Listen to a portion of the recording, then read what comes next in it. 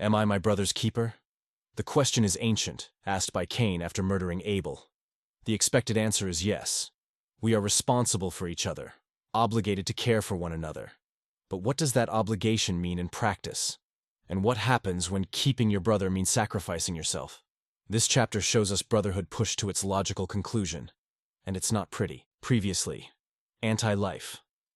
The looter's philosophy treats sacrifice as virtue and life as something to be surrendered. Suffering is redemptive. Happiness is suspicious. Their policies consistently destroy because destruction, sacrifice, is their hidden goal. Welcome back to Atlas Shrugged. In our last episode, we examined the anti-life philosophy underlying the looter's worldview. Today, we see that philosophy in action through the concept of brotherhood. The title, Their Brother's Keepers, refers to the idea that we owe an unlimited obligation to others, that their needs are claims on our lives. Sounds compassionate. In practice, it's slavery. The looters have elevated brotherhood to a moral absolute. You are responsible for your brother's welfare. Not because you choose to be, not because you've agreed to be, but because he exists and has needs. His need is your obligation. This sounds noble until you think it through. If his need creates your obligation, then the needier he is, the more you owe him. The more helpless, the greater the claim. The more irresponsible, the larger the debt. And what about your needs? They create obligations for others. So you owe everything to everyone, and everyone owes everything to you. The result is a web of infinite mutual obligation where no one has a right to their own life. This is brotherhood taken seriously. And it's a nightmare. Watch what happens when brotherhood becomes law. The able are enslaved to the unable. You cannot quit your job. Your brothers need you working. You cannot keep your earnings. Your brothers need them more. You cannot live for yourself. Your brother's needs take priority. But the unable aren't freed either.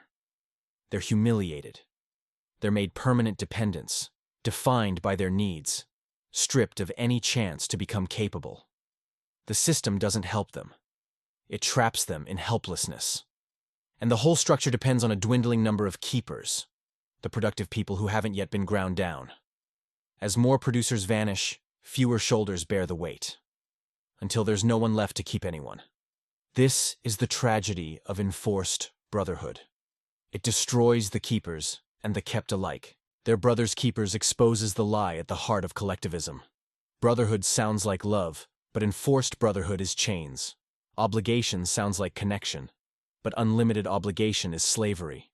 Keeping your brother sounds like kindness, but being forced to keep him is servitude. Real brotherhood, the kind that matters, is voluntary. It's chosen, not imposed. It's between people who value each other as individuals, not because one has needs and the other has ability. The valley's inhabitants help each other constantly, but they do it through trade, through voluntary exchange, through genuine mutual benefit. No one is forced. No one is enslaved. No one is permanently dependent. That's what brotherhood looks like when it's based on respect rather than obligation, on trade rather than sacrifice, on choice rather than chains. See you in the next episode.